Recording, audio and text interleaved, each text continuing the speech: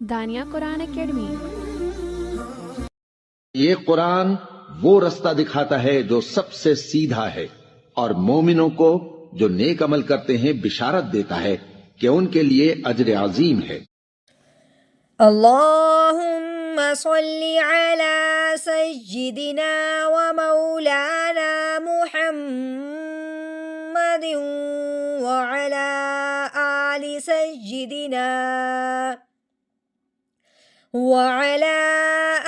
سیدنا و مولانا محمد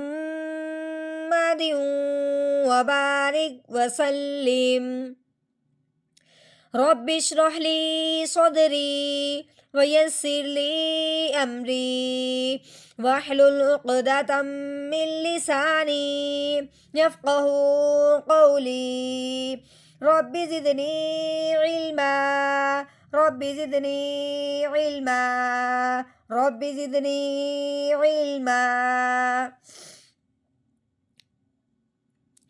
اعوذ باللہ من الشیطان الرجیم، بسم اللہ الرحمن الرحیم۔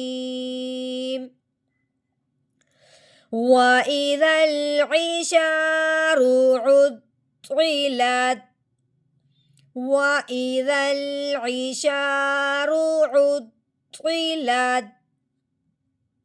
واو متحرک ہے، الف متحرک ہونے کی وجہ سے الف کو حمزہ بنائیں گے، کیونکہ الف کے اوپر زبر زیر پیش آ جائے تو اس الف کو حمزہ پڑھتے ہیں۔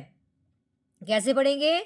حمزہ زیر ای و ای، رال کو لام ساکن کے ساتھ ملانا ہے، و ای ذل، درمیان والے جو دو الف ہیں ان کو بالکل نہیں پڑھنا، رال نرمی والا حرف ہے، لام ساکن کے ساتھ ملے گا، و ای ذل۔ عین کے نیچے ایک کسرہ ہے، عین زیر عی، شین کے اوپر فتح ہے، زبر ہے، ٹھیک ہے، زبر والی حرکت ہے۔ اب ہم نے کیا کرنا ہے کہ یا اس کو دیکھنا ہے کہ اس کے ساتھ کیا ہے، الف ہے۔ الف سے پہلے والے حرف پہ جب زبر آ جائے تو پہلے والا جو حرف ہے وہ الف کے ساتھ مل کے ایک الف کے برابر لمبا ہو جائے گا۔ کیسے؟ شین الف زبر شا، عیشا، رو کے اوپر ضمہ ہے، رو کو پر پڑھیں گے کیونکہ رو کے اوپر زبر جب پیش ہو رو موٹی ہوتی ہے، اب رو کے اوپر پیش ہے، اب ہم نے رو کو موٹا کر کے پڑھنا ہے، رو پیش رو، وَإِذَا الْعِشَارُ، ٹھیک ہو گیا۔ عین کے اوپر پیش ہے، تو کے اوپر تین دندوں والی شد لگی ہوئی ہے، تو مشدد ہو گیا۔ اب عین کو تو مشدد کے ساتھ ملائیں گے اور اس کو دبائیں گے۔ کیسے؟ عین تو پیش عود، دبا دیا، تو زیر طی، عود طی، تو موٹا حروف ہے، ہر موٹے حروف میں سے ایک حرف ہے، عود طی۔ لام کے اوپر زبر ہے، تا ساکن ہے، ہم نے لام کو تا ساکن کے ساتھ ملانا ہے، لام تا زبر لت، عطلت۔